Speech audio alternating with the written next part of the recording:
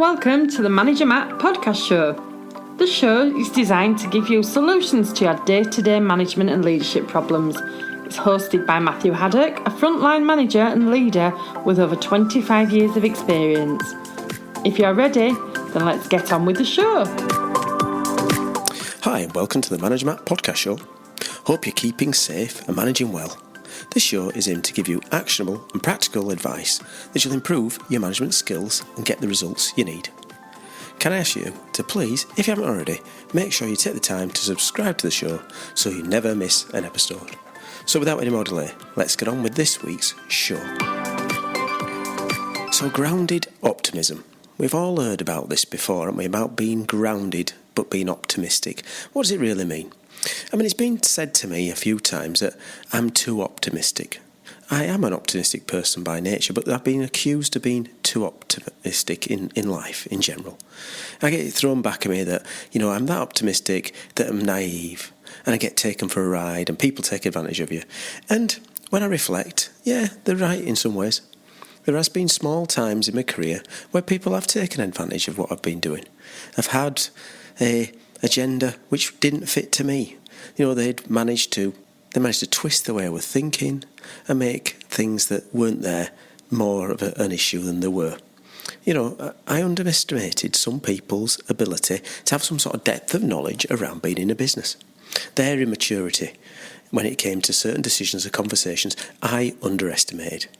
Now, what that's done for me is it made me learn. It's helped me move forward. It's helped me get things better. And I change sometimes the way I see people. But that doesn't mean I've actually changed the way I act with most people.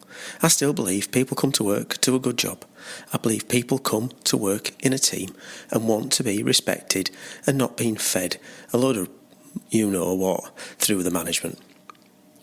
What I say is that when I think of grounded optimism in the worldview, there is a way of seeing things which are optimistic by default, but are not completely over the hill and away with the fairies. It's a key in life that we can see optimism.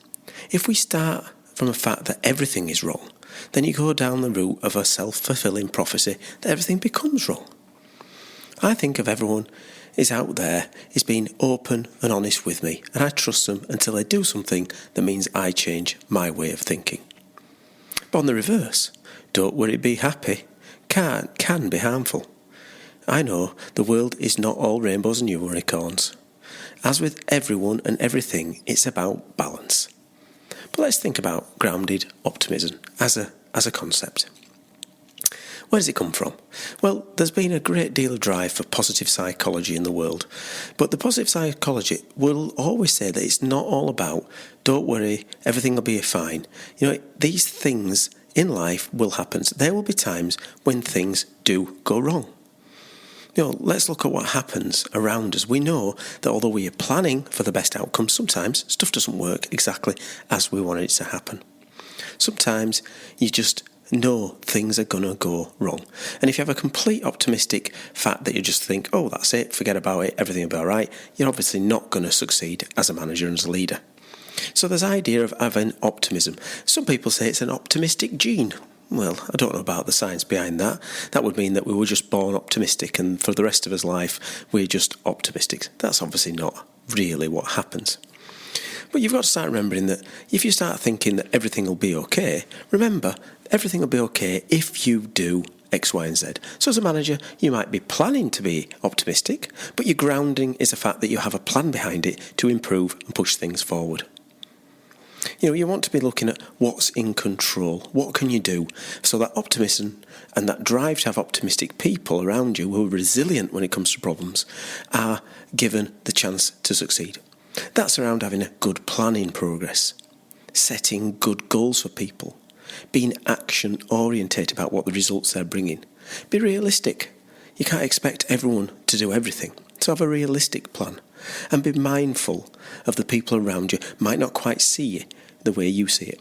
So driving optimism into your teams and having them having the confidence that your optimism is well-grounded and well-actionable gives them confidence to be more optimistic around their future and the plans for their future departments. I understand that the human brain is wired to see risks and save us from them dangers. So optimism is not sometimes a natural default for people.